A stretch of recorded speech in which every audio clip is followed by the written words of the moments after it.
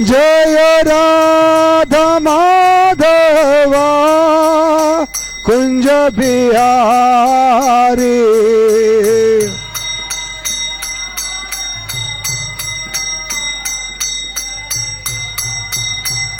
जय राधा माधवा कुंज बिहारी।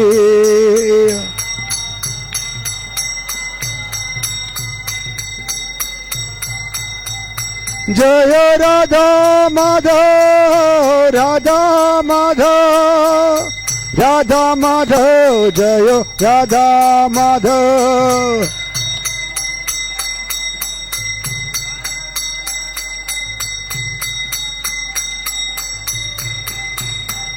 जय राधा मदन मोहन राधा मदन मोहन राधे।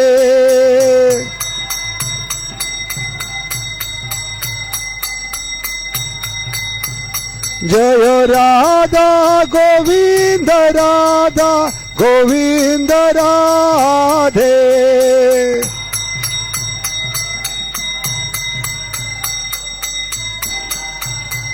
जय राधा गोपीनाथ राधा गोपीनाथ राधा गोपीनाथ जय राधा गोपीनाथ।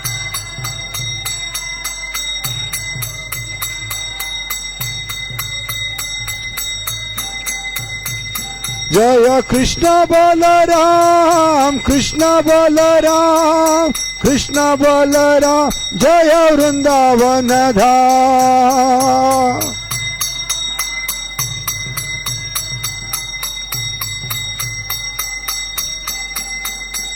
जय गौरानिताय गौरानिताय गौरानिताय जय गौरानिताय।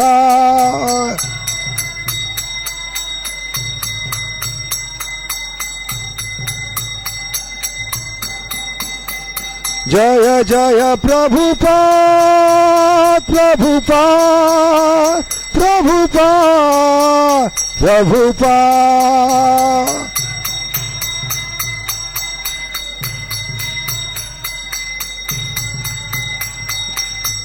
नित्य गौर हरि बोल हरि बोल हरि बोल हरि बोल।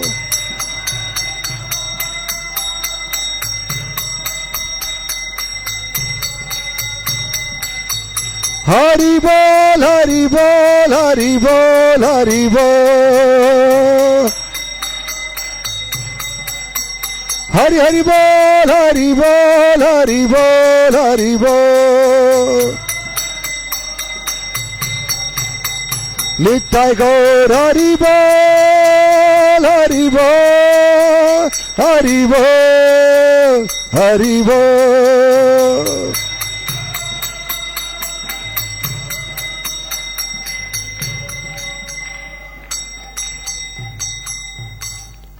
गौर प्रेमानंदे। जय विष्णुपाद परमहंस परिव्राजकाचार्य ऐसे भक्ति वेदांत स्वामी श्री प्रभुपाद की। इस्कॉन फाउंडर आचार्य श्री प्रभुपाद की। Saviour of the whole world Shri Prabhupada की। प्रेम से कहो श्री कृष्ण चैतन्य प्रभु नित्यानंद श्री अद्वैत गदाधर शिवासदि गौर भक्तवृंद की। नामाचार्य श्री हरिदास ठाकुर की। यथाय गौर प्रेमानंदे। ओम नमो भगवते वासुदेवाय।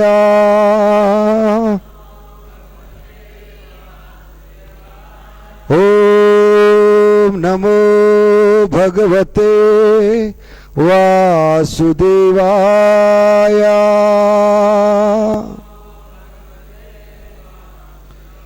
ओम नमो भगवते वासुदेवाय।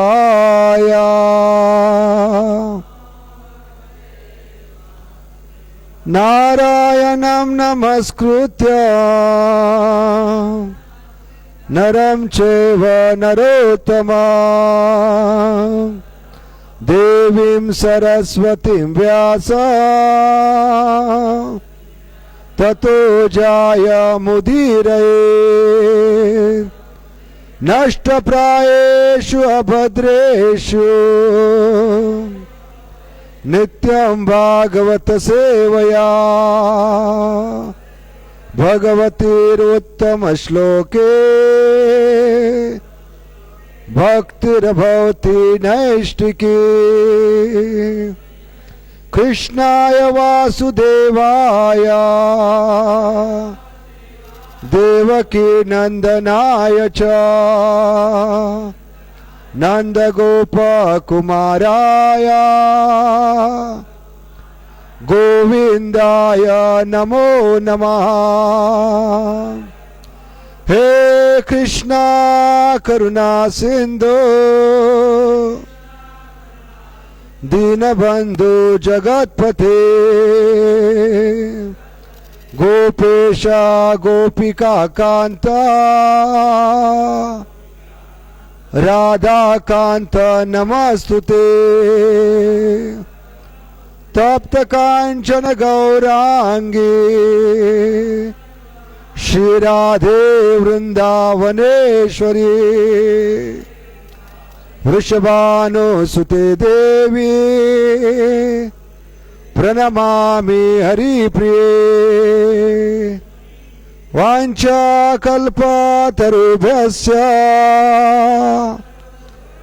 कृपा सिन्धुभ्येव च पतितानां पावनेभ्यो वैष्णवेभ्यो नमो नमः। नमो विष्णुपदाय कृष्णप्रेष्ठाय भूतले श्रीमते भक्तिवेदांत स्वामिनिति नामिने नमस्ते सरस्वती देवे गौरवाणी प्रचारिणे निर्विशेषा शून्यवादी पाश्चात्य देशतारिणे जय श्री कृष्ण चैतन्य प्रभु नित्यानंद श्री अद्वैत गदाधर शिवासदि गौर भक्त वृंदा। हरे कृष्णा कृष्णा कृष्णा हरे हरे हरे राम राम राम हरे हरे हरे कृष्णा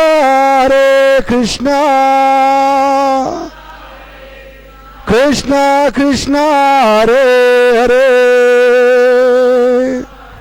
हरे राम राम राम हरे हरे हरे कृष्णा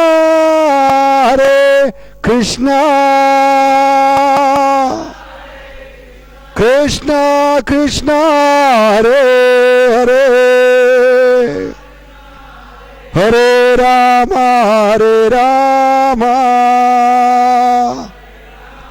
राम राम हरे हरे हरे कृष्णा। तो सबसे पहले बहुत बहुत धन्यवाद गंगा नारायण प्रभु, उनकी कृपा से आज हम यहाँ पर एक बहुत ही महत्वपूर्ण सेमिनार आज शुरू कर रहे हैं, जिसका नाम है बुनियाद, फाउंडेशन ऑफ स्पिरिचुअल लाइफ, आध्यात्मिक जीवन की नींव, बुनियाद, श्रवण और कीर्तन। तो सबसे ज्यादा समय, पैसा, शक्ति लगती है फाउंडेशन बनाने में। जो भी बिल्डिंग खड़ी है यहाँ पर, ये मंदिर, उसकी नींव है फाउंडेशन। तो एक बार फाउंडेशन बनती है तो हम उसकी तरफ ध्यान भी नहीं देते, लेकिन जब तक बनती नहीं तब तक बिल्डिंग खड़ी नहीं होगी। तो उसमें कंस्ट्रक्शन लाइन में बताया जाता है कि 30 से 40% समय, पैसा, शक्ति लगती है फाउंडेशन बनाने में। उसी प्रकार आध्यात्मिक जीवन की फाउंडेशन है, नींव है, बुनियाद है श्रवणम, हियरिंग एंड चैंटिंग। क्योंकि इस्कॉन में रहकर हमें बहुत सारी चीजें सुननी है, देखनी है, और ये सुनकर देखकर हमारी आध्यात्मिक जीवन में गड़बड़ी हो सकती है, हमारी बिल्डिंग डगमगा सकती है। इसलिए जितना हम ध्यान पूर्वक श्रवण कीर्तन करेंगे उतनी हम अंतिम सांस तक भगवान की सेवा में रहेंगे। क्योंकि आध्यात्मिक जीवन की शुरुआत होती है श्रवणम कीर्तनम विष्णु। भक्ति जो है नविदा भक्ति, उसकी शुरुआत ही होती है श्रवण और कीर्तन से। इसलिए आज हम चर्चा करेंगे क्यों इतना महत्वपूर्ण है फाउंडेशन। जैसे 1 और 1 कितनी होती है? 2 होती है। पहले स्तर पे हमने गलती की, 1 और 1 2 की जगह 2 की जगह हमने 3 कर दिया, तो जितना भी मिलाएंगे, डिवाइड करेंगे, सब्सट्रैक्ट करेंगे, मल्टीप्लाई करेंगे, आंसर गलत आने वाला है। ऐसे आध्यात्मिक जीवन में अगर ये 2 चीज सही तरीके से नहीं कर रहे तो हमें आंतरिक समाधान नहीं मिलेगा। जो भी साधु गुरु शास्त्र में वचन देते हैं कि भक्ति करने से ये होगा वो होगा, ये सब सुनने की बातें होगी, उसका अनुभव हम कर नहीं पाएंगे अगर हमारा श्रवण और कीर्तन ठीक नहीं हो रहे तो। इसलिए श्रवण कीर्तन बहुत ही महत्वपूर्ण है। बाकी जो भी 7 अंग है बचे हुए नविदा भक्ति के, वो निर्भर है पूरी तरह से श्रवण और कीर्तन पे। क्योंकि जब तक ध्यानपूर्वक सुनेंगे नहीं, वैष्णव के प्रति अपराध कर बैठेंगे। क्योंकि वैष्णव की महानता समझ में नहीं आएगी, सुनने के बाद ही पता चलेगा कि भगवान वैष्णवों को कितना चाहते हैं, भक्तों को कितना प्रेम करते हैं। इसे भगवान भागवत में 9वें स्कंद में 4थे अध्याय में 63वें श्लोक में बताते हैं, अहम भक्त पराधीनो ही अस्वतंत्र ही द्विजा साधु भीरग्रस्त हृदयो भक्तेर भक्त जन प्रिया। यहां तक क्या उद्धव जी को भी बताते हैं कि मुझसे प्रिय है मेरे भक्तों का गुणगान, मेरे भक्तों की पूजा, मद भक्ता पूजा आदि का भी। और भगवान का ये जो रहस्य है, भगवान का जो तत्व है, कृष्ण तत्व, कभी समझ में आएगी जब वैष्णव की हम अच्छी तरह सेवा करेंगे। जैसे हम कल बता रहे थे, आध्यात्मिक जीवन का सार है नाम रुचि जीव दया वैष्णव सेवा। तो सुनने के बाद ही हम इन अपराधों से बच पाएंगे।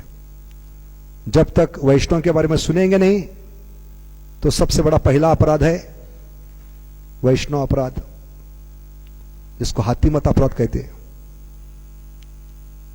और अपराधों की मालिका शुरू होगी। दूसरा अपराध क्या है?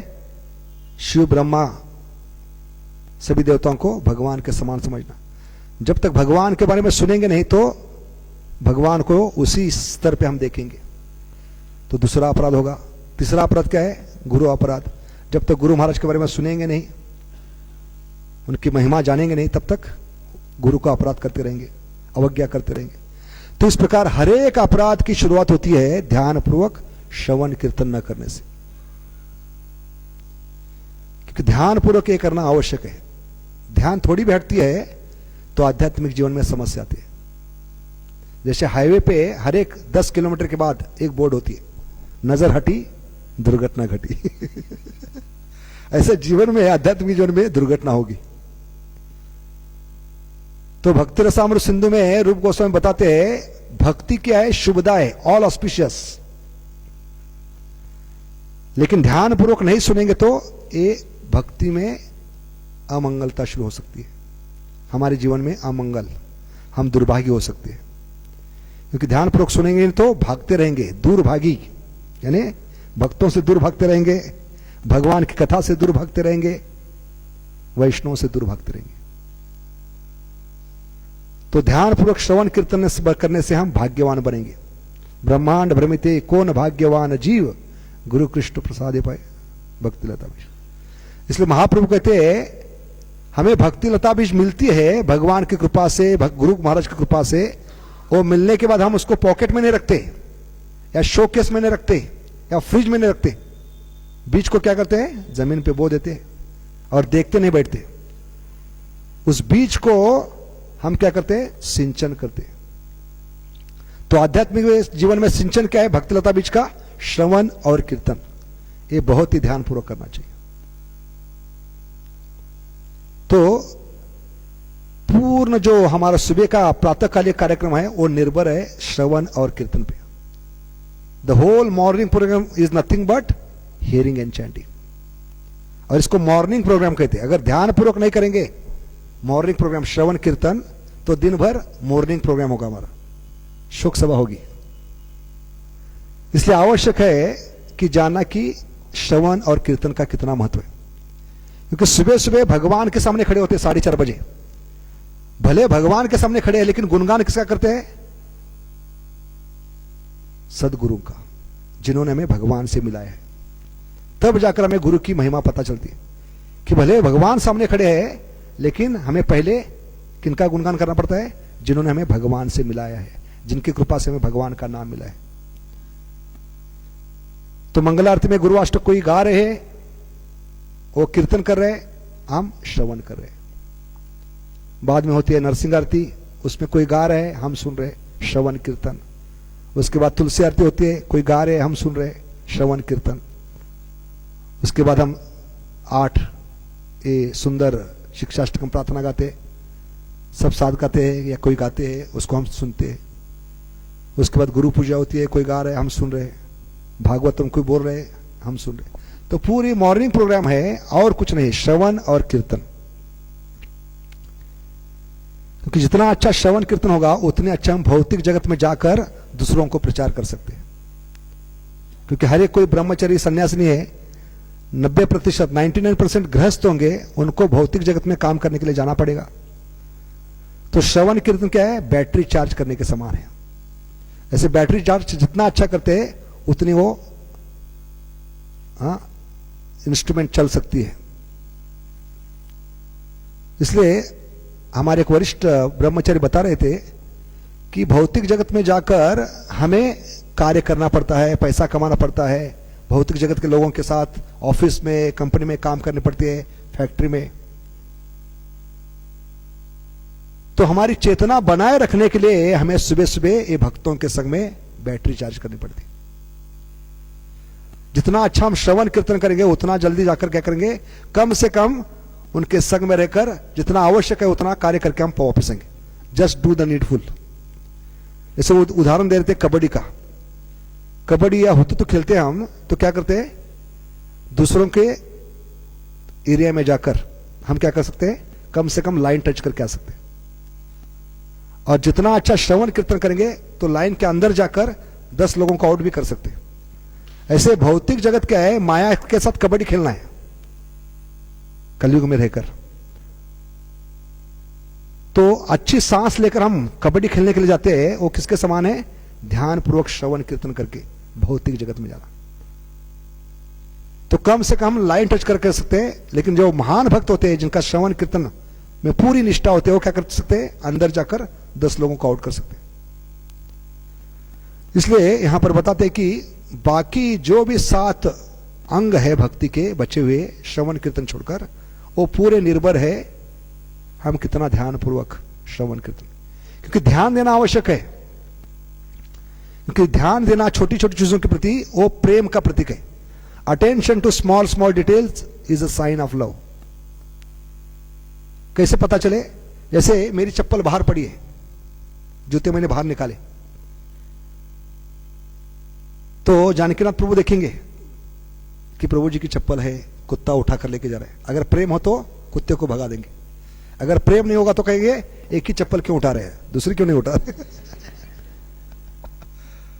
तो इसके कहते हैं छोटी छोटी चीजों पे ध्यान देना, क्योंकि छोटी छोटी चीजों से बनता है सागर, बूंद बूंद से बने सागर। ऐसे भगवान के प्रति जो प्रेम है, छोटी छोटी चीजों पे ध्यान देना, attention to small small details is a sign of love. इसलिए श्रवण कीर्तन भले छोटी चीज लगती है लेकिन आगे जाकर बड़ी बन सकती है। इसको कहते हैं स्नोबॉल इफेक्ट। जैसे शुरुआत में बर्फ, छोटी सी बर्फ पहाड़ी से गिरती है, लेकिन आते समय बहुत सारा बर्फ इकट्ठा करके आती है और उसमें आदमी दब कर मर भी सकता है। शुरुआत में अगर उसके शरीर पे पड़ेगा तो कुछ फर्क नहीं पड़ेगा, वो बर्फ का टुकड़ा, लेकिन जैसे नीचे आती है बर्फ, बहुत सारा बर्फ लेकर आती है। ऐसे ये श्रवण कीर्तन शुरुआत में बहुत छोटी लगती है, ये नहीं करेंगे तो क्या होगा, लेकिन आए हैं उसके लिए हरे कृष्ण में हरे कृष्णा करने के लिए, वो सब छोड़कर हम बाकी सभी चीजें कर रहे हैं। इसलिए भक्ति विनोद ठाकुर भक्त्यालोक में बताते हैं कि हमें भक्त के नाते उन्होंने हमें एक उपमा दी है पक्षी की, पंछी की। भक्त अगर एक पक्षी के समान है, पंछी के समान है, तो पंछी को हमेशा उड़ने के लिए दो पंख चाहिए। कोई पंछी एक पंख पे नहीं उड़ सकता और दोनों पंख साथ में काम करना चाहिए, साइमल्टेनियसली। उस प्रकार भक्त अगर पंछी के समान है, उसको भगवत धाम उड़ते उड़ते जाना है, तो दो पंख साथ में काम करना चाहिए। पहला पंख क्या है? ध्यान पूर्वक श्रवण और कीर्तन, और दूसरा पंख है ध्यान पूर्वक भक्तों का संग, वैष्णव एटिकेट। और वैष्णव एटिकेट भी तभी पता चलेगा जब हम भक्तों से सुनेंगे, उसको जीवन में उतारें। तो कहते हैं Vaishnav etiquette is going to give us ticket back home, back to God. इसलिए यहां हम देखते हैं कि अपराधों की मालिका, अनर्थों की मालिका कभी शुरू होती है? जब हम ध्यान पूर्वक सुनते नहीं, वैष्णव के बारे में, विग्रह के बारे में, गुरु महाराज के बारे में, तो इनके प्रति अपराध कर बैठते हैं और हमारा जीवन भले भक्ति मंगलमय है, अमंगलता हमारे जीवन में आ सकती है अगर ये चीज हम ध्यान पूर्वक नहीं करते। तो जब सुनेंगे तभी हम बोल पाएंगे। जब तक हम सुनते नहीं हरे कृष्ण महामंत्र, हमें मालूम नहीं था, या प्रभुपाद कौन है, गुरु महाराज कौन है, इस्कॉन कौन है, मालूम नहीं था। जब सुना तब हमें पता चला। तो ये सब चीजें हम दूसरों को बोल सकते हैं, उनका भी उद्धार हो सकता है कि नहीं? तो सुनने के बाद ही हम बोल सकते हैं। जैसे हम देखते हैं जो आदमी बहरा है हमेशा गूंगा होता है, यही कारण है, क्योंकि उसने कभी सुना नहीं। आदमी जो बहरा है, जो सुन नहीं सकता, वो बोल भी नहीं सकता। इसलिए हम देखते हैं अलग अलग प्राणी अलग अलग तरीके से साक्षात्कार करते हैं। जैसे अंधा आदमी है, वो अपने त्वचा से ही समझ आता है, स्पर्श करने से। या कुत्ता है अपने नाक से सूंघ कर, या छोटा बच्चा है वो साक्षात्कार कैसे करता है? हर एक चीज मुंह में डालकर। लेकिन रूप गोस्वामी उपदेशामृत में कहते हैं सबसे महत्वपूर्ण है सुनना।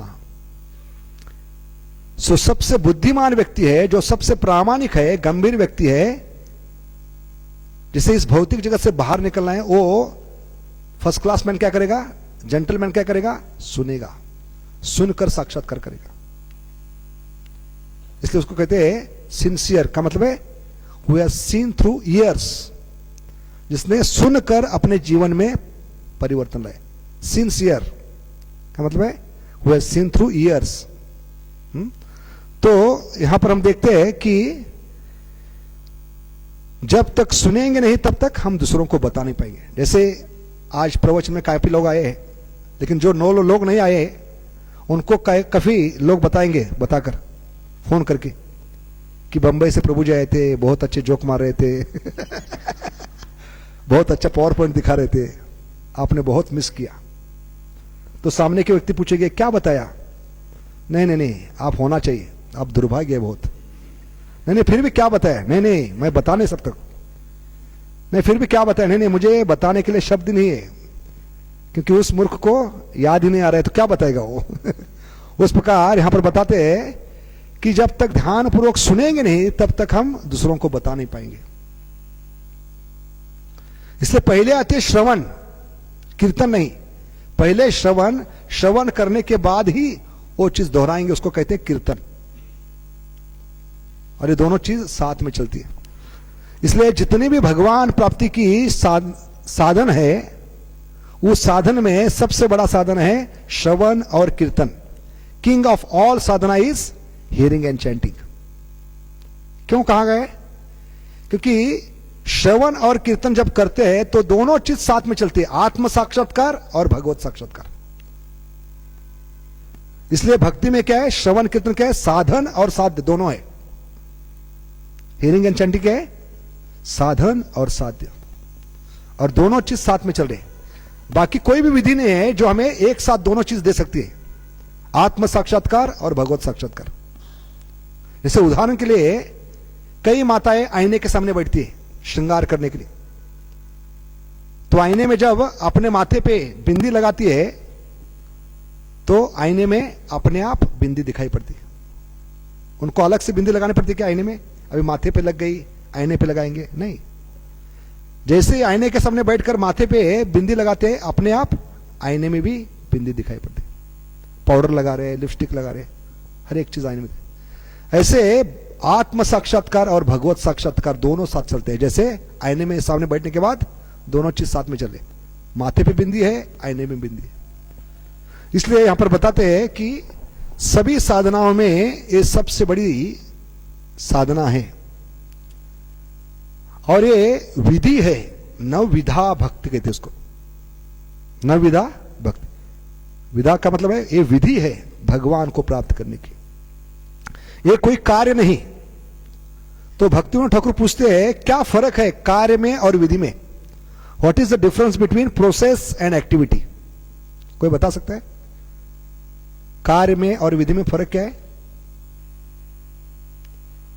कार्य की शुरुआत होती है, अंत होती है, लेकिन विधि की कभी अंत नहीं होती। एक बार शुरू हो गई, निरंतर चलती होती है।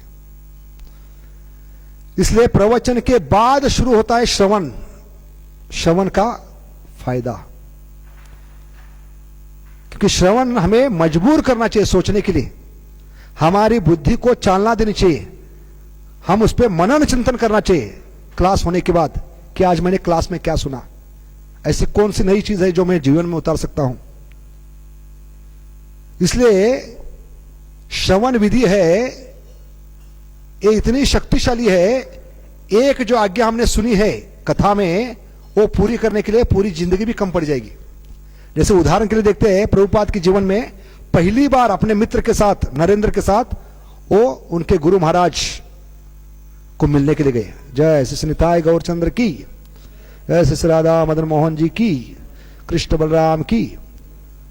तो उल्टा डंग जंग रास्ता जो है उसके ऊपर भक्ति सिद्धांत सरस्वती ठाकुर आए थे, और दूसरे माले पे टेरेस पे ये प्रवचन चल रहा था। और जैसे दूसरे माले पे गए, वहां पे अपने जूते निकाले और साधु जो वैसासन पर बैठे थे, गुरु महाराज, उनको दंडवत प्रणाम किया दरवाजे में ही।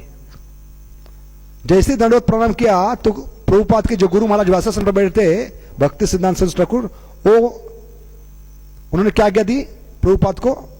जब भी तक प्रभुपाद नहीं थे, अभय बाबू थे। तो सोचिए, ये जीवन में गुरु और शिष्य के नाते पहली बार मिल रहे, एक दूसरे को पहचानते नहीं। लेकिन जैसे ही अभय बाबू ने दंडवत मारा तो व्यासासन पे बैठकर ही अभय बाबू को आज्ञा दी कि तुम इतने पढ़े लिखे नौजवान हो, क्यों नहीं इस कृष्ण भावना का प्रचार पाश्चात्य देश में जाकर अंग्रेजी भाषा में करते हो। और यह आज्ञा मिली प्रभुपाद को 1922 में, और इस आज्ञा का पालन करना शुरू किया प्रभुपाद ने 1965 में।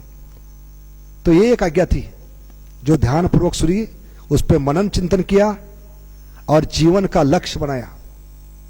श्रवण कीर्तन क्या करना चाहिए? हमें बुद्धि को चालना देना चाहिए, मनन चिंतन होना चाहिए।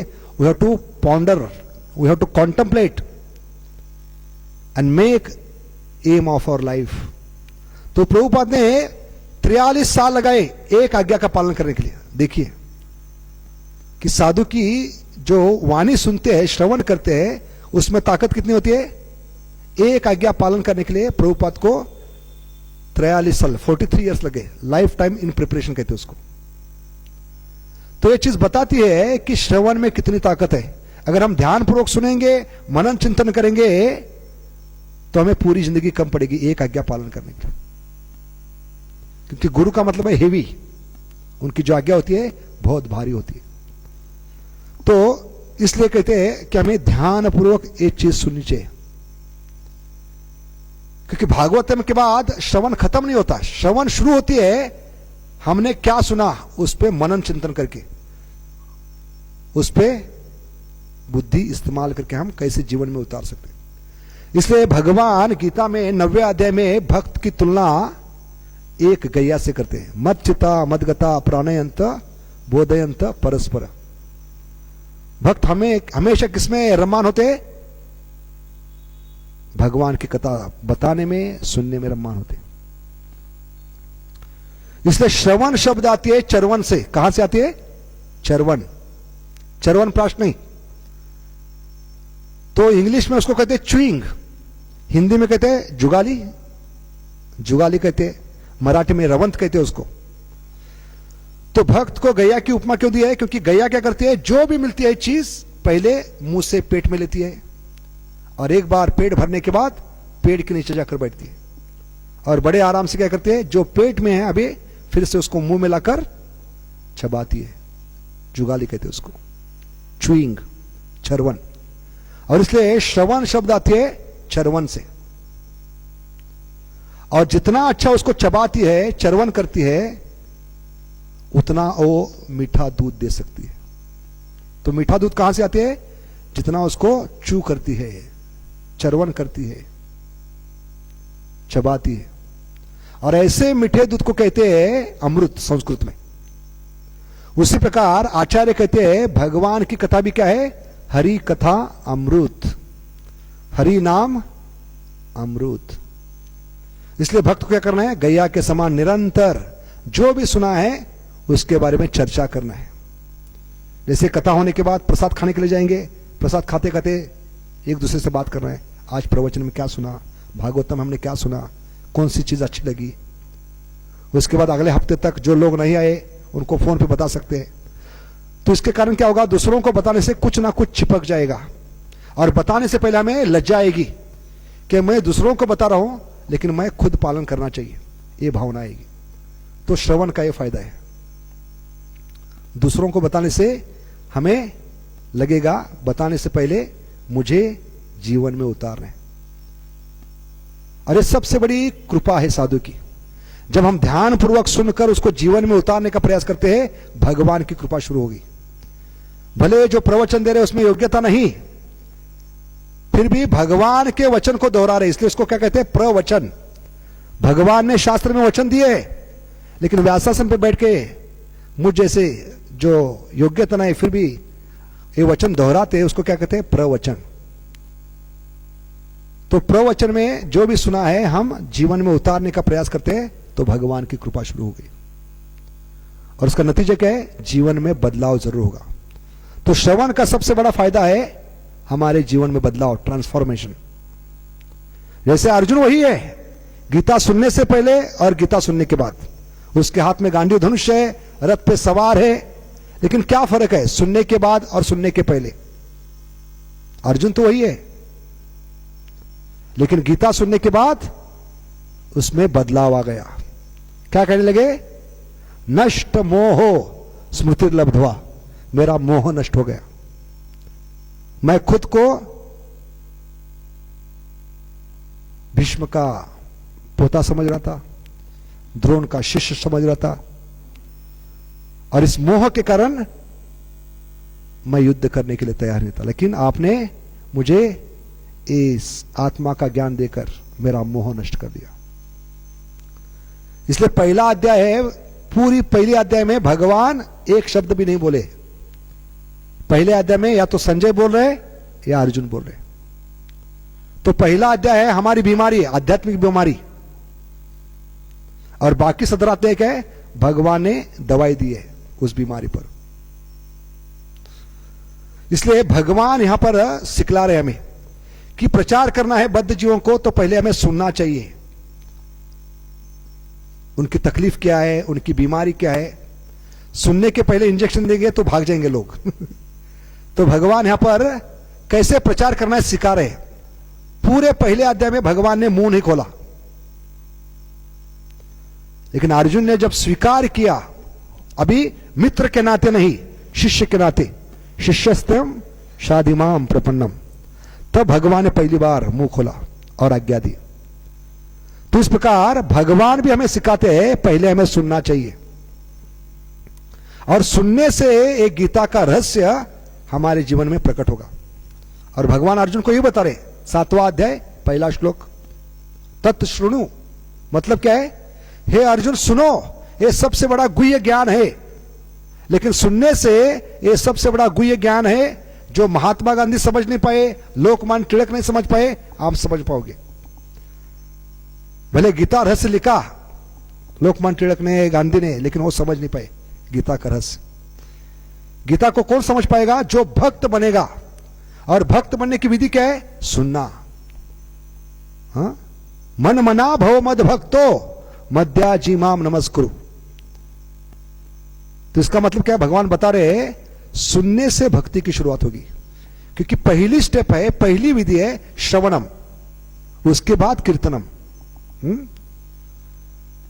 तो भगवान करे मन मना का अर्थ क्या है? तुम्हारा मन मेरे नाम में तो मैं तुम्हारे काम में, तुम्हारा मन तुम्हारे काम में तो मैं मेरे धाम में। इसलिए भगवान के साथ चाहिए, भगवान को समझना है तो पहले सुनना चाहिए। तत् सुनो का मतलब है सुनो मी, सुनो मी नहीं तो क्या होगा? सुनामी आएगा समस्याओं का।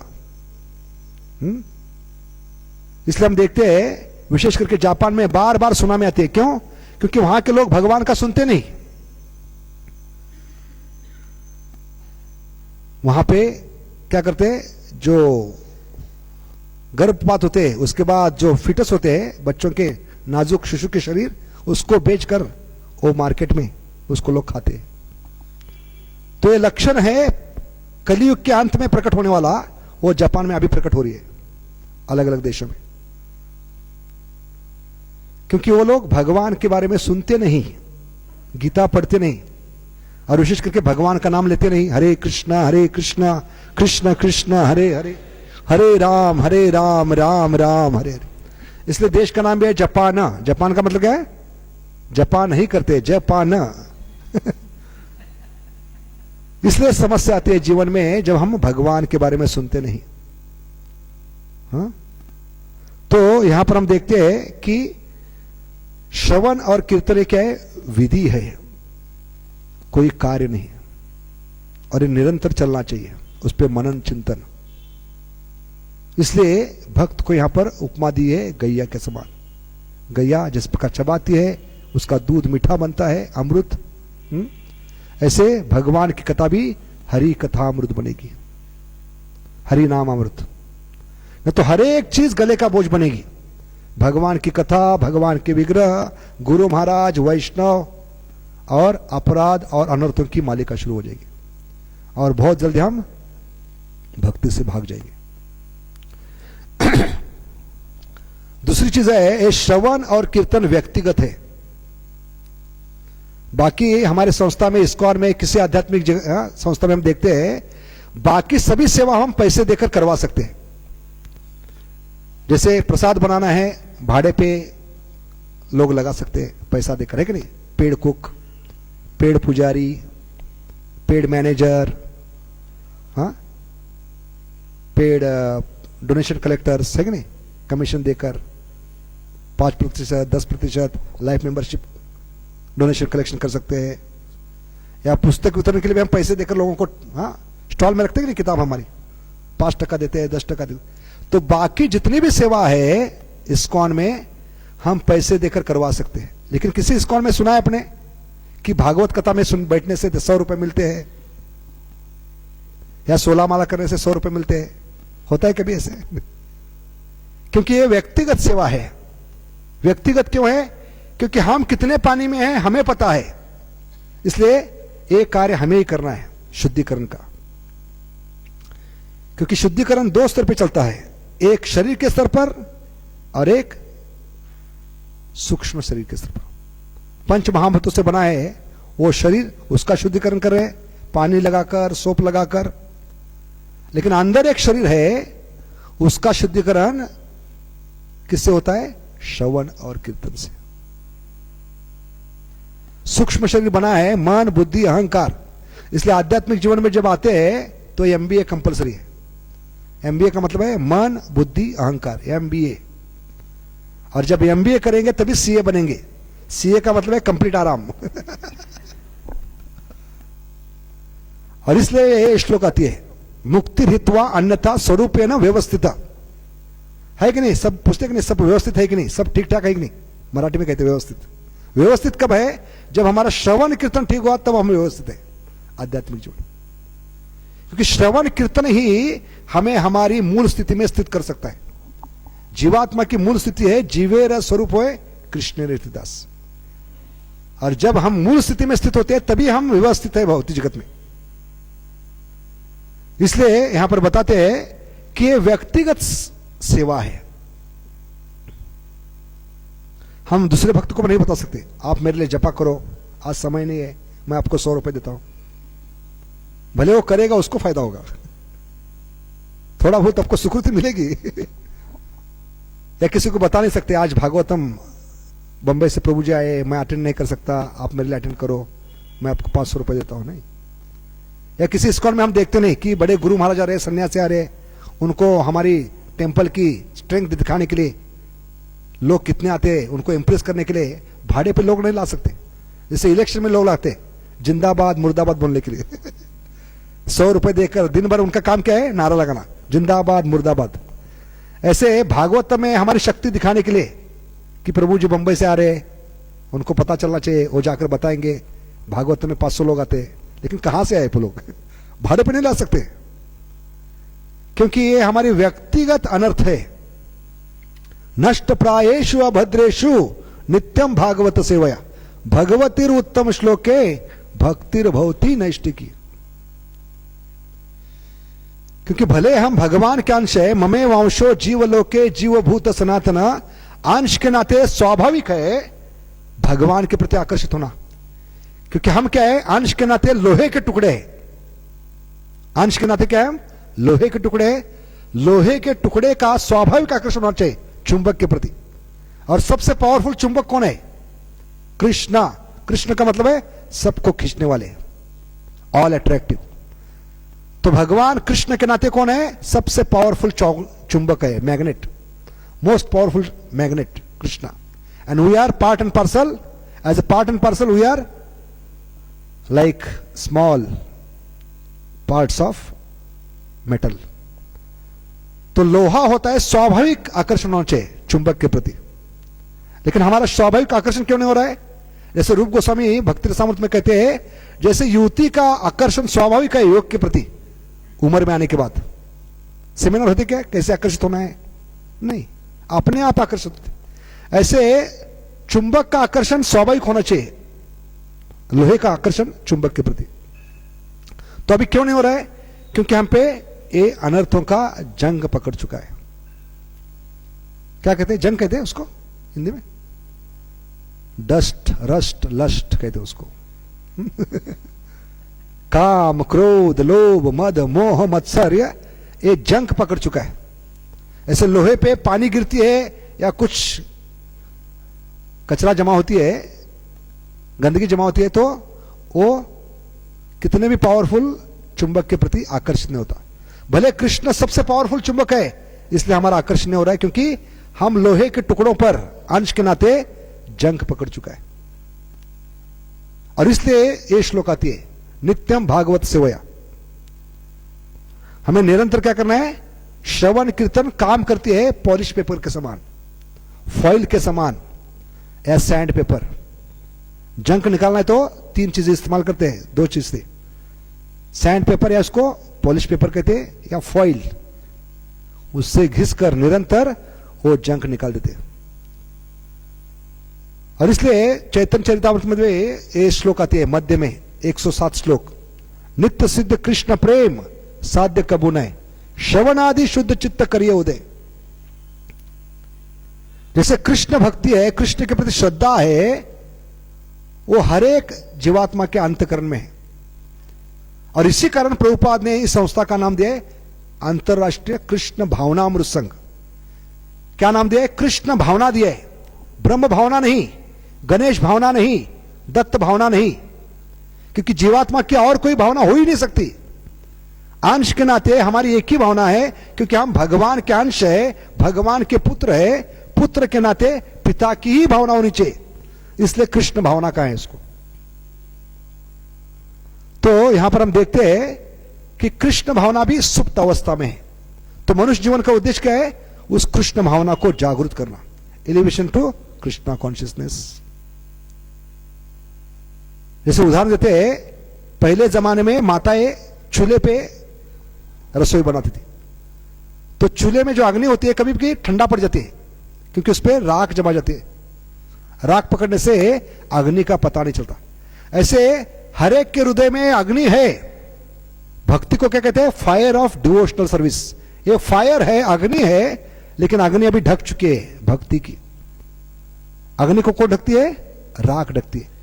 ऐसे अनर्थों की राख, काम, क्रोध, लोभ, मद, मोह, मत्सर्य, ये भक्ति की अग्नि को ढक देती है।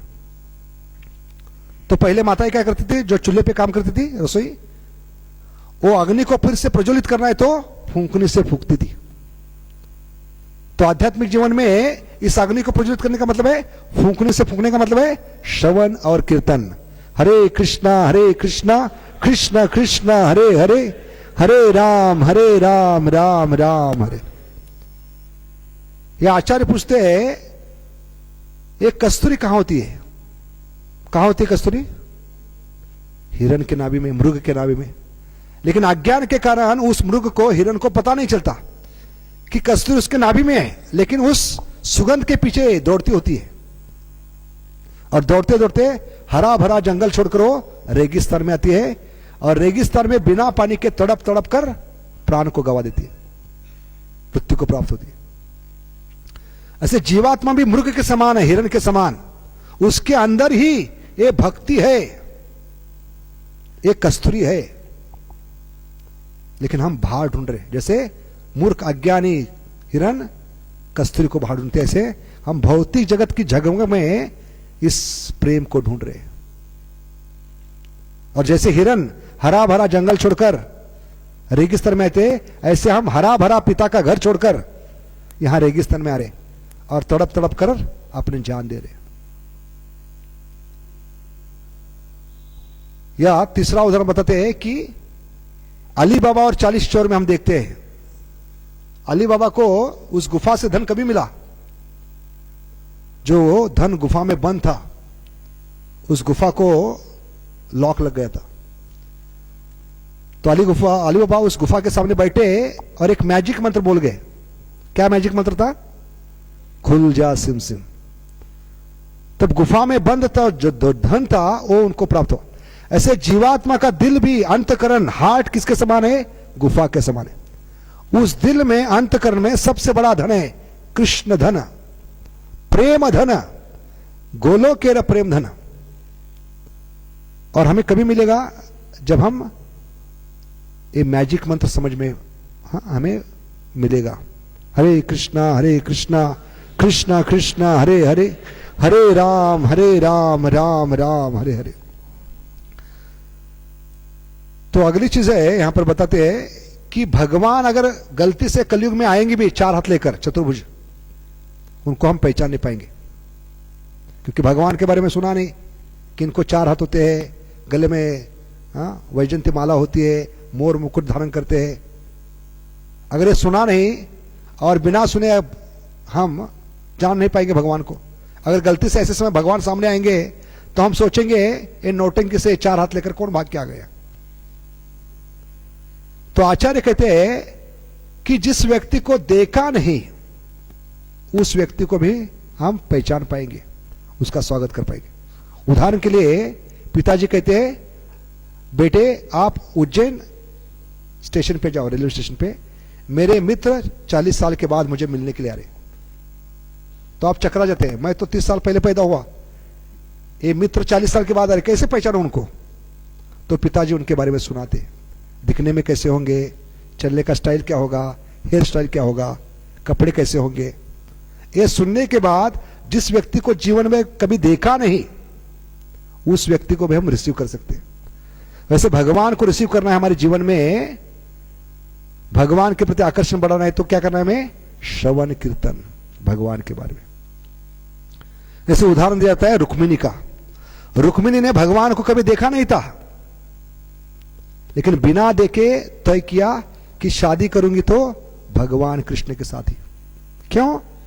क्योंकि हमेशा वो गोपियों के द्वारा सुनती थी, उनके गांव में जो भी दही दूध मक्खन बेचने के लिए आती थी, उनसे सुनती थी कि भगवान किस प्रकार दिखते हैं, कितना सुंदर लीला करते हैं, किस असुर को मारा। ये सुन सुनकर उसने भगवान के प्रति आकर्षण बढ़ा। इसलिए भक्तिविनोद ठाकुर कहते हैं, if you want to get attracted towards all attractive, you have to hear and chant his glories. श्रवण और कीर्तन क्या कर सकता है? सर्व आकर्षक जो भगवान है उनको भी आकर्षित कर सकता है, हियरिंग एंड चैंटिंग। इसलिए हम देखते हैं रुक्मिणी हरण में एक बहुत ही सुंदर श्लोक आती है, 10वां स्कंद 52वां अध्याय 26वां श्लोक। उसमें रुक्मिणी ने सुनने के बाद 4 कदम लिए हैं, जो हमें साधक को लेना चाहिए। क्योंकि जीवात्मा भी रुक्मिणी के समान है, उसकी शादी सिर्फ भगवान से होनी चाहिए। क्योंकि रुक्मिणी ने सुनने के बाद तय किया, ऐसे हम भी तय कर सकते हैं। जब ध्यानपूर्वक श्रवण कीर्तन करेंगे तो रुक्मिणी के समान हम तय कर सकते हैं, अभी और किसी की सेवा नहीं करनी है, एक ही पति है हमारी। क्योंकि जीवात्मा के एक ही पति है, भगवान कृष्ण। वो सच्चे रक्षक है। पति का मतलब है हर एक समस्या में, तकलीफ में, विपदा में, बीमारी में निरंतर हमारे साथ देता है, उसको पति कहते हैं। ऐसे जीवात्मा के एक ही पति है, भगवान कृष्ण। और जीवात्मा रुक्मिणी के समान है। जीवात्मा का शादी सिर्फ भगवान से ही होनी चाहिए, क्योंकि भगवान एकमात्र पुरुष है। हाँ, ईश्वर परम कृष्ण सच्चिदानंद विग्रह अनादिरादिर गोविंद सर्व। आदि पुरुष भगवान है और हम सब प्रकृति है। प्रकृति के नाते हम रुक्मिणी के समान है, लेकिन अभी शादी हमारी किससे हुई है? भौतिक जगत से। तो इस रुक्मिणी हरण कथा में रुक्मिणी ने 4 कदम लिए जो साधक को लेना चाहिए। तो रुक्मिणी कौन है? विदर्भ के राजा, क्या नाम था उनका? रुक्मिणी के पिता का? भीष्मक। भीष्मर के 4 पुत्र थे और 1 पुत्री थी। रुक्मी, रुक्मांग, रुक्मबाहु, रुक्माक्ष, 4 पुत्र और 1 लड़की रुक्मिणी। तो बड़े भाई थे रुक्मी। तो यहां पर बहुत सुंदर तुलना की है वर्तमान आचार्यों ने। रुक्मिणी है जीवात्मा के समान,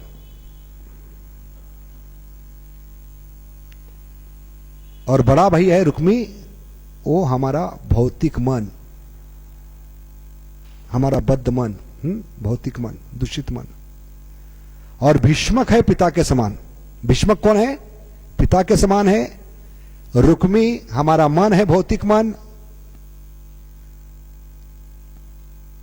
भीष्मक बुद्धि है और रुक्मी मन है हमारा, भौतिक मन। और रुक्मिणी जीवात्मा है।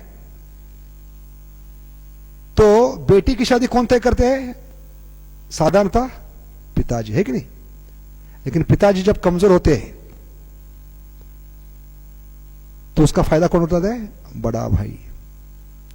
तो भीष्म कभी हमारी बुद्धि कमजोर हो चुकी है कलयुग में, माया के कारण, प्रभाव के कारण, कलयुग के।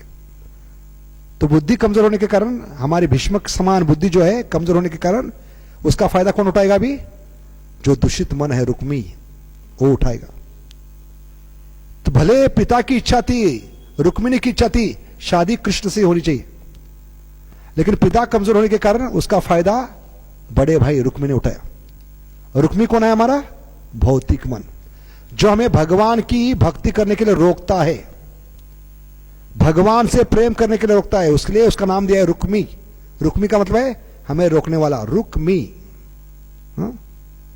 मुझे रुकने वाला रुक्मी है वो। और शादी भगवान से होनी चाहिए, लेकिन जानबूझकर वो रुक्मी शादी किससे करवा रहे? भगवान से। भगवान के सबसे बड़े दुश्मन शिशुपाल से करवाए। तो मन हमारा क्या करता है? भौतिक जगत में, भौतिक जगत से, जो देश की राजधानी है भौतिक जगत, नफरत की दुनिया में हमें शादी करवा रहे। तब रुक्मिणी ने 4 कदम लिए। पहला कदम क्या था? वो समझ गई कि मेरा भाई ही सबसे बड़ा दुश्मन है। ऐसे आध्यात्मिक जीवन में आने के बाद, श्रवण कीर्तन करने के बाद समझ में आती है। जब ध्यान पूर्वक श्रवण कीर्तन करते हैं तो पता चलता है कि जिसको हम कई जन्मों से सबसे बड़ा मित्र समझ रहे थे, बड़ा भाई, हित चिंतक, वो मन ही हमारा सबसे बड़ा दुश्मन है। ये पहली चीज समझ में आती है श्रवण कीर्तन करने से। मन का षड्यंत्र क्या चल रहा है हमारे खिलाफ। पूरा विश्वास था रुक्मिणी को, ये मेरा बड़ा भाई है, बहुत प्रेम करता है, मेरा सबसे बड़ा हित चिंतक है, पिता के बाद मेरी ध्यान रखेगा, अच्छे व्यक्ति के साथ शादी करवाएगा। लेकिन बिल्कुल विपरीत, सबसे बड़ा धोखा दिया। ऐसे मन क्या है? सबसे बड़ा हमें धोखा देगा। सबसे बड़ा शत्रु कौन है? हमारा मन है। मन मौजी, माया का फौजी। हाँ? क्योंकि मन के भरोसे पे हम आध्यात्मिक जीवन में आते, ये सोचकर कि हर एक बुरे कार्य में मन साथ दे रहा था। कभी सुना है सिगरेट पीने के सेमिनार होते, दारू पीने के सेमिनार? बिना ये हमें मन बुरे कार्य में लगा देते। मन का अच्छी जगह का लगाना है आध्यात्मिक कार्य में, तो हमें सेमिनार अटेंड करने पड़ते। बुरे कार्य करने के लिए सेमिनार अटेंड करने की जरूरत नहीं, ये स्वाभाविक है। मन का स्वभाव है नीचे जाना, जैसे पानी का स्वभाव है हमेशा नीचे जाना। तो पानी के समान हमारा मन है, हमेशा नीचे जाती है, नीच कार्य में। पानी को कभी हम देखते नहीं, अपने आप वो ऊपर जा रही है पानी। तो पानी को ऊपर उठाना है दूसरे माले पे, तो टिल्लू पंप लगाना पड़ता है। तो टिल्लू पंप क्या है? हमारी बुद्धि है। बुद्धि का इस्तेमाल करके हमें ऊपर उठाना है मन को। तो बुद्धि काम करती है टिल्लू पंप के समान। लेकिन यहां पर बुद्धि भी काम नहीं करे, भीष्मक भी काम नहीं कर रहे, तो उसका फायदा मन ने उठाया, भाई ने, रुक्मिणी। और जानबूझकर रुक्मिणी की शादी सबसे बड़े दुश्मन भगवान के शिशुपाल के साथ। तो शिशुपाल कौन है? मूर्तिमंत स्वरूप है द्वेष की। कितना द्वेष था? लगातार वो बिना रुके 99 तक भगवान को गाली दे सकता था, बुरे शब्द बोल सकता था। कितनी कैपेसिटी होगी, देखो कितनी बुद्धि होगी उसकी, कुबुद्धि। हम कलयुग में देखते हैं किसी के साथ झगड़ा करते हैं रास्ते में, तो मुंह से 3 या 4 गाली आ सकती है, ज्यादा से ज्यादा दिमाग पे जोर लगाएंगे तो।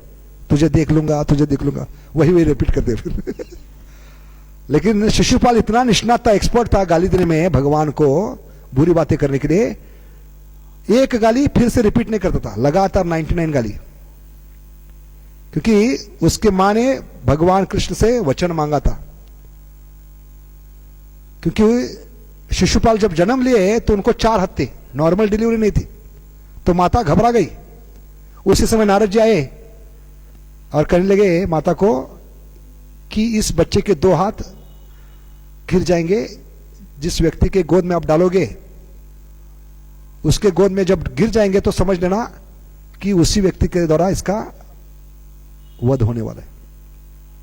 तो माता हर एक की गोद में इस बच्चे को डाल रही थी, क्योंकि माता को बुरा लगा, ये 4 हाथ लेकर आया, नॉर्मल डिलीवरी, लोग क्या कहेंगे, इसलिए माता दुखी थी। लेकिन नारद के कहने पर वो दुखी भी हुई और सुखी भी, क्योंकि उसको पता चला कि किसी के गोद में डालने से इसके हाथ 2 गिरेंगे और ये नॉर्मल हो जाएगा। लेकिन दुख क्या था? उसी व्यक्ति के द्वारा इसका वध होगा। तो भगवान कृष्ण उनके रिश्तेदार थे, वो भी बच्चे को देखने के लिए आए। तो भगवान के गोद में इसको डाल दिया तो अपने आप 2 हाथ गिर गए। तो माता बहुत खुश हुई, नॉर्मल हो गया बच्चा। लेकिन दुख क्या हुआ? अभी भगवान कृष्ण के द्वारा ही इसका मृत्यु होने वाला है। तो माता ने वचन मांगा कि मेरे बच्चे को मत मारो। तो भगवान ने उनको वचन दिया, मैं इसकी लगातार 99 तक बुरी बातें, गालियां सुनूंगा, इसको वरदान देता हूं। लेकिन जब ये सेंचुरी मारेगा मैं इसको क्लीन बोर्ड कर दूंगा। इसलिए शिशुपाल पहला व्यक्ति है जो सेंचुरी कभी मार नहीं पाया। तो हमेशा वो गिनती करता था, काउंटर लेके घूमता था। ऐसे कई लोग, भक्त लोग काउंटर लेके माला करते ना, ऐसे काउंटर लेके घूमता था। 95, 96, 97, 98, 99 रुक जाता था, थोड़ी सांस लेता था, फिर से दूसरी इनिंग शुरू करता था। लेकिन राजस्व यज्ञ में काउंटर भूल गया और भगवान इस बार काउंट कर रहे थे। 95, 96, 97, 98, 99, 100 सेंचुरी मार दी, क्लीन बोल्ड कर दिया उसको। तो सोच सकते हैं शिशुपाल में कितना द्वेष था भगवान के प्रति। और हम कलयुग में जो भी आए हैं शिशुपाल के बाप है। हाँ? इसलिए हमें श्रवण कीर्तन में रुचि नहीं है। भले भगवान का नाम सबसे मीठा है, मधुरम मधुर वेपी, है कोई मिठाई जो हरिनाम से ज्यादा मीठी है? इस भौतिक जगत में सबसे मीठा क्या है? मिठाई। किससे बनती है? शक्कर से बनती है। लेकिन आचार्य कहते हैं इस भजन में शक्कर से भी ज्यादा मीठा है भगवान का नाम, क्योंकि शक्कर में कमी है, त्रुटियां है। शक्कर जब आग पे घोलते हैं बर्तन में डालकर कढ़ाई में, थोड़े समय के बाद जो सफेद है शक्कर काली पड़ती है। और ज्यादा घोलते हैं तो क्या होता है? अग्नि पर जो मीठी शक्कर है कड़वी होती है। तो शक्कर भी अपना गुणधर्म छोड़ देती है, सफेद की काली बनती है, मीठी की कड़वी बनती है। लेकिन भगवान का नाम इतना मीठा है, जितना घोलते जाओगे भक्तों के संग में, हरे कृष्णा कृष्णा कृष्णा हरे हरे, हरे राम राम, उसकी मिठास बढ़ती जाएगी। इसलिए प्रभुपाद कहते हैं ये अनोखी नशा है भगवान के नाम। ऐसे बाहर के लोग भी नशा करते हैं, वैसे हरे कृष्णा वाले भी नशा करते हैं। कौन से नशा? भगवान के नाम की, कथा की। इसमें अनोखी नशा है। इसलिए कई लोग हमें बंबई में पूछते हैं आप हरे कृष्णा वाले कौन सी पीते हैं? हम दांडिया में, गणपति में, शादी में 4-4 बोतल लगाते हैं, लेकिन हमारे हाथ पैर उठते नहीं। लेकिन आप लोग ऐसे सर्दी में के मौसम में सुबह ठंडे पानी से नहाकर 4 बजे 4:30 बजे भगवान के सामने नाचते होते हो। हरि बोल यही अल्टीमेट गोल। तो आप लोग कौन सी लगाते हैं? तो हम कहते हैं ये भगवान के नाम की नशा है। इसलिए इस्कॉन मंदिर में जो सत्संग होता है क्या है? वो भी बेवड़ों की पार्टी है, शराबियों की पार्टी। जैसे शराबी होते हैं कभी अकेले नहीं होते। कभी देखा है किसी शराबी को एक बोतल और एक ग्लास लेकर बैठा है शराब पीने के लिए और बहुत खुशी में? नहीं। जितने यार एक साथ मिलते हैं उतना पार्टी का मजा आता है। ऐसे इस्कॉन टेम्पल में जितने बेवड़े एक साथ आएंगे और श्रवण कीर्तन का नशा प्राप्त करेंगे, उतना पार्टी का मजा आएगा। इसलिए उसको संकीर्तन कहते हैं। संकीर्तन का मतलब है संग में आकर कीर्तन करना। संग में नहीं हुई तो भक्ति करना मुश्किल है कलयुग में। श्रवण कीर्तन संभव है भक्तों के संग में। एकाकी नाही बल पाए हरिनाम संकीर्तन, एकांत की भक्तिर उत्पाते वही केवलम। तो संकीर्तन का मतलब है संग में आकर कीर्तन करा। संग में नहीं करेंगे तो क्या होगा? सिर्फ संकी बनेंगे, कीर्तन नहीं होगा। संकीर्तन कहते उसको। तो ये भक्तों के संग में होना चाहिए। तो पहला कदम लिया उसने, मन के षड्यंत्र को जाना। Knowing the minds working, how mind works. क्योंकि हमारा मन है वेश्या के समान है। श्रवण कीर्तन करने के बाद पता चलता है हमारा मन किसके समान है? वेश्या के समान है। और माइंड इज लाइक प्रोस्टिट्यूट। मन को वेश्या की तुलना क्यों दी है? क्योंकि वेश्या क्या करती है? रंग बिरंगे कपड़े पहनकर ग्राहक को आकर्षित करते हैं, लिपस्टिक पाउडर लगाकर, सज धज कर। ऐसे मन क्या करता है? रंग बिरंगे कपड़े क्या है? रंग बिरंगे विचार, भावना, इच्छा, उसके कपड़े। और ग्राहक कौन है? बुद्धि। बुद्धि को भ्रमित कर देती है। ऐसे भीष्म को भी भ्रमित कर दिया। हाँ? तो ये मन जो वेश्या के समान है, अकेला नहीं, उसके 6 प्रिय करे। The mind which is like prostitute has got 6 paramours: lust, greed, anger, envy, काम, क्रोध, लोभ, मद, मोह, मत्सर। तो सोच सकते हैं कितने बड़े शत्रु के साथ हम रह रहे। पहले तो वेश्या है और उसके 6 चाहते हैं, तो क्या करेंगे? 6 और ये वेश्या मिलकर आत्मा का भी खात्मा कर देंगे। आत्मा का कभी खात्मा होता नहीं, लेकिन आत्मा का खात्मा का मतलब है आत्मा का जो भगवान की सेवा करने का स्वभाव है वही नष्ट हो जाएगा। क्योंकि इनकी सेवा में हमें लगना पड़ेगा, काम, क्रोध, लोभ, मद, मोह, मत्सर और मन की सेवा में। इसलिए पहली चीज हमें समझ में आती है श्रवण कीर्तन करने से कि जिसको हम कई जन्मों से सबसे बड़ा मित्र समझ रहे, हित चिंतक समझ रहे, बड़ा भाई समझ रहे, वो सबसे बड़ा शत्रु है। इसलिए गुरु पूजा में हम गाते, क्या गाते हैं? गुरु मुख पद्म वाक्या चिते ते करिया क्या, आर ना करी हो मन आशा। हे मन, और कोई आशा करने की इच्छा नहीं, जरूरी नहीं। जो गुरु महाराज ने आज्ञा दी है ध्यान पूर्वक सुनो, मनन चिंतन करो, अपने जीवन का अंतिम लक्ष्य बनाओ। व्यवसायत्मिका बुद्धि एक है कुरुनंदना। इस प्रकार रुक्मिणी ने तय किया कि ये मेरा भाई नहीं है, ये मेरा सबसे बड़ा शत्रु है। पहला स्टेप मन के षड्यंत्र को जाना। दूसरा स्टेप क्या था? तुरंत भगवान को खत लिखा। पहला लव लेटर है। अरे खत किस भाषा में था? संस्कृत में। इसलिए वही भगवान कलयुग में आते हैं हमें खत सिखाने के लिए कि भगवान को कैसे प्रेम पत्र लिखना है।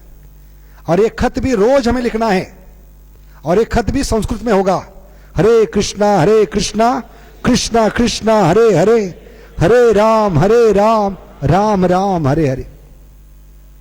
और खत लिखने के बाद अपने पास रखा नहीं, तुरंत क्या किया? तीसरा स्टेप, ब्राह्मण के द्वारा भगवान तक पहुंचे। तो हम जो रोज खत लिख रहे हैं, हम खुद भगवान के पास लेकर नहीं जा सकते। जैसे रुक्मिणी ने ब्राह्मण के माध्यम से, ब्राह्मण के द्वारा वो खत भगवान तक पहुंचाया, ऐसे हमारे लिए ब्राह्मण कौन है? भक्त, भक्तों का समूह। क्योंकि हमने बताया अकेले भक्ति नहीं हो सकती।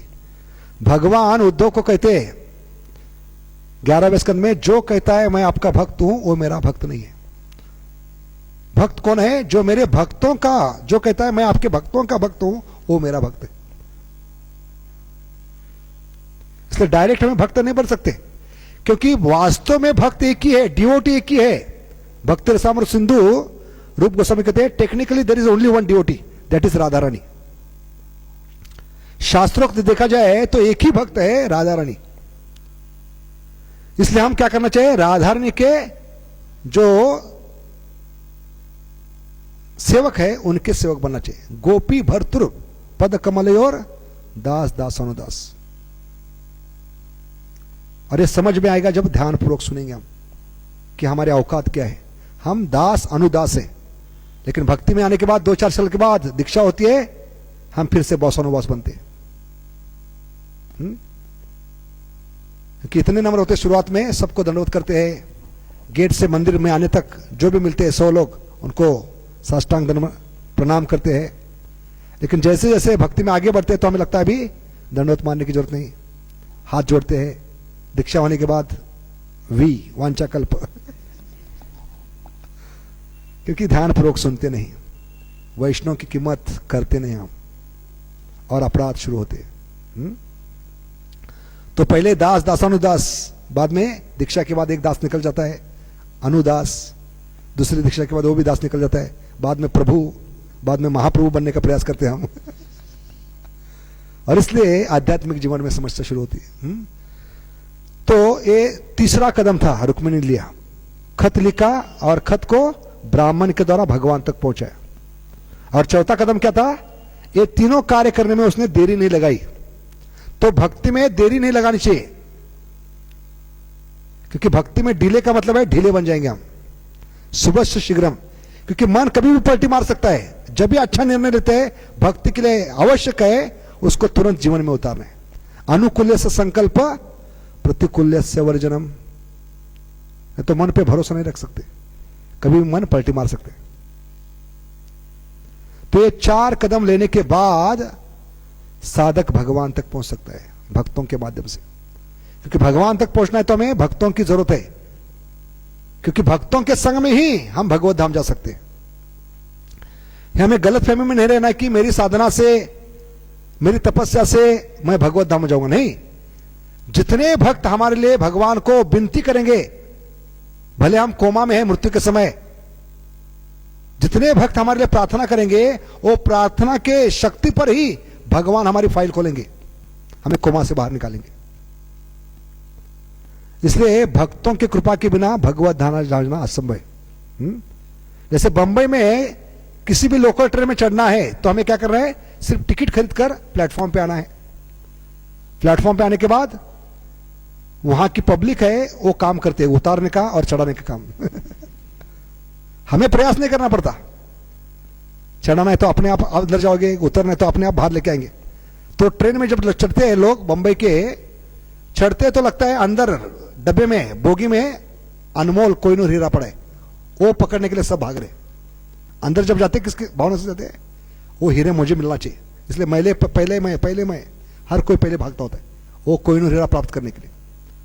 और जब ट्रेन से उतरने का समय आता तो लगता है पैर में सांप घुस गए, इतने गड़बड़ी में लोग उतरते होते हैं। तो इस प्रकार जैसे बंबई में ट्रेन में चढ़ना उतरना है तो सिर्फ प्लेटफॉर्म पे आना है टिकट कर, ऐसे भगवत धाम जाना है तो प्लेटफॉर्म क्या है, मंदिर का हॉल, इस हॉल में आना है, यहां से भगवत धाम की गाड़ी जाएगी। इसलिए मंदिर बनाया, हॉल बनाया है, क्योंकि जितना मंदिर में बैठकर भक्तों के साथ श्रवण कीर्तन करेंगे उतनी हमारी आध्यात्मिक प्रगति होगी। क्योंकि जैसे मंदिर के बाहर निकलते हैं माया का प्रभाव शुरू होता है, क्योंकि माया यहां पे नहीं आ सकती जब श्रवण कीर्तन कर रहे हैं ध्यान पूर्वक। माया कैसे गए, शेरनी के समान है। जैसे जंगल में हम देखते हैं शेर या शेरनी, भले जंगल के राजा है रानी है, वो किसी को भी कभी भी उठा नहीं सकते, किसी पे भी हमला नहीं कर सकते, क्योंकि हर एक जानवर है ग्रुप में होती है, हर्ड्स में ग्रुप में होती है। हा? तो उनको बहुत कठिनाई होती है। भले जंगल के राजा है, रोज उनको खाना नहीं मिलता। ऐसा नहीं कि दोपहर का 12 बजे का टाइम हुआ है, कोई हिरन आके कहेगा आप जंगल के राजा हो, मैं आपका लंच बॉक्स हूं, मुझे खोल दो। नहीं, एक महीना 2 महीना राह देखनी पड़ती शिकार की, क्योंकि हर एक प्राणी ग्रुप में होती है। गाय, हाँ, हिरन, तो उन पे हमला नहीं कर सकते, हमला करेंगे तो सब मिलकर उनको भगा देंगे या खत्म कर देंगे। वैसे भक्तों का संघ है एक ग्रुप, समूह, क्योंकि इस समूह में भगवान है भक्तों के साथ। ना हम तिष्ठामि वैकुंठे ना हम योगी नाम ऋतेश्वा यत्र गायन्ति मद भक्ता तत्र तिष्ठामि मनारता। और जहां भगवान है वहां माया का कोई सवाल नहीं।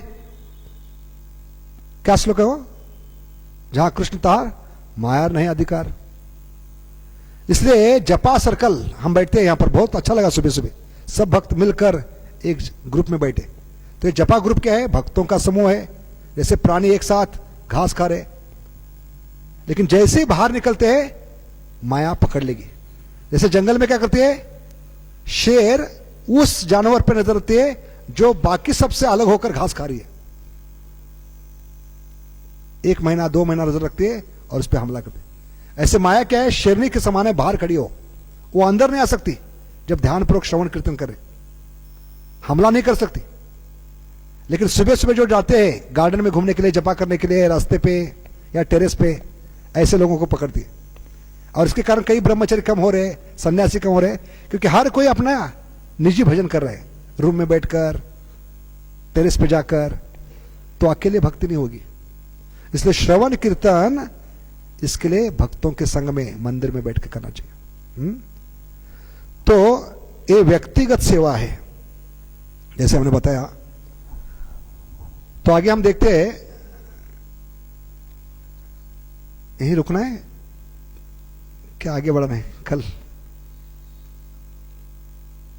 इस विषय को हम कल आगे बढ़ेंगे भागवत में। हाँ, 3-4 दिन ये विषय है, तो 4 दिन में हम प्रयास करेंगे कि श्रवण का महत्व क्या है, श्रवण और कीर्तन का अलग अलग 7 स्तर पे श्रवण किस प्रकार कार्य करती है, 8 प्रकार के श्रोता कौन है, और इतना सुनने के बाद भी हमारा ट्रांसफॉर्मेशन क्यों रहे।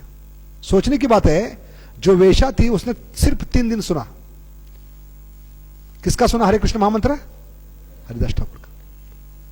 3 दिन में सुनकर उसमें बदलाव आ गया। क्या बदलाव था? उसने वेश्या का व्यवसाय छोड़ दिया।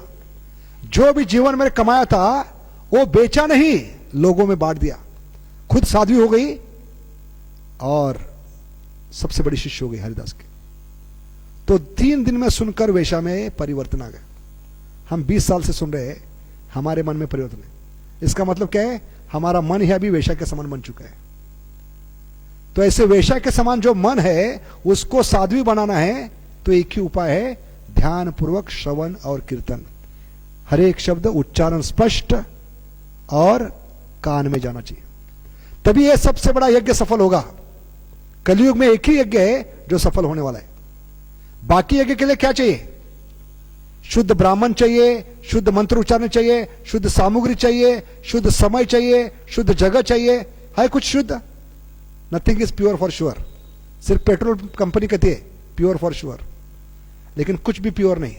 कितना मिलावट का जमाना है कलयुग। अगर कोई कलयुग में ट्विक 20 पीकर मरना भी चाहे तो मर नहीं सकता, इतनी मिलावट है।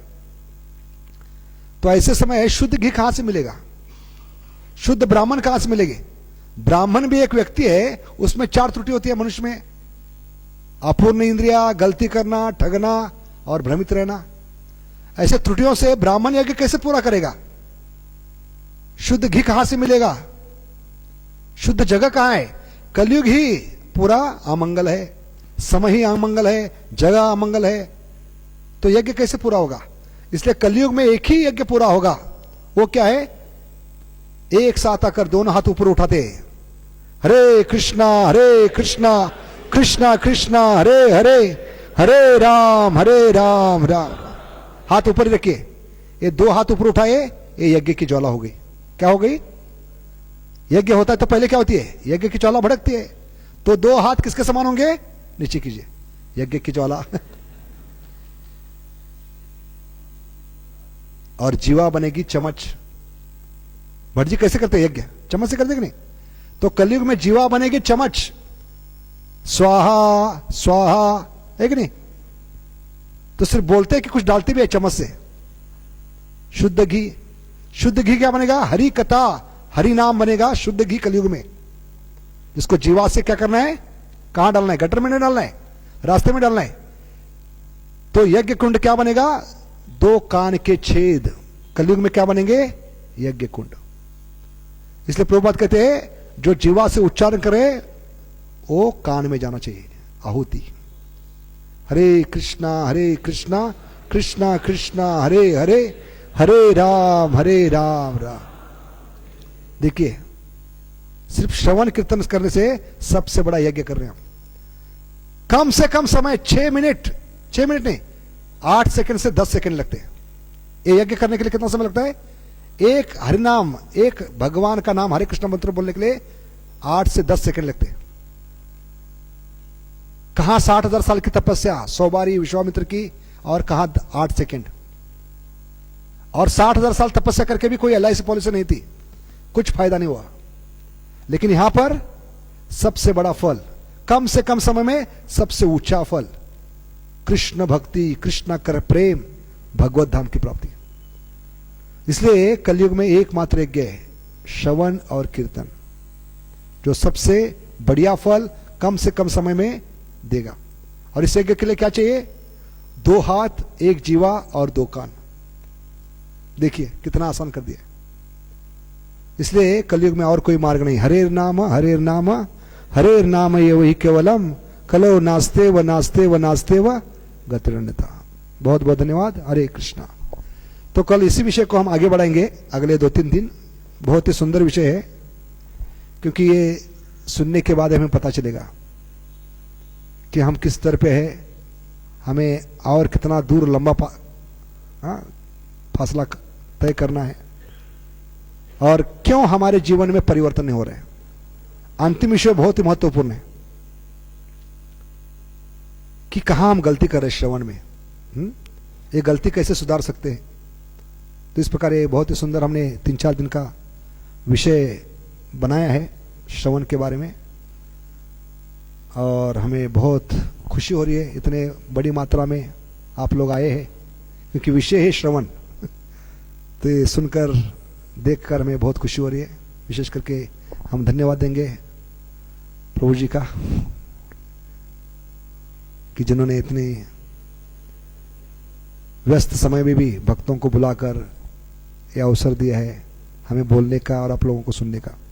लेकिन अंतिम दिन प्रश्न उत्तर भी होंगे, 1 आधा घंटा हम प्रश्न उत्तर के रखेंगे ये 3 दिन का प्रोग्राम होने के बाद, चौथे दिन, जिसमें 3 दिन के जो भी हमने सुने हैं विषय उसके बारे में आप प्रश्न कर सकते हैं। तो जो भी अभी मन में प्रश्न आ रहे हैं लिख के रखिए, अंतिम दिन हम प्रश्नोत्तर रखेंगे उसके बारे में। बहुत बहुत धन्यवाद। हरे कृष्णा।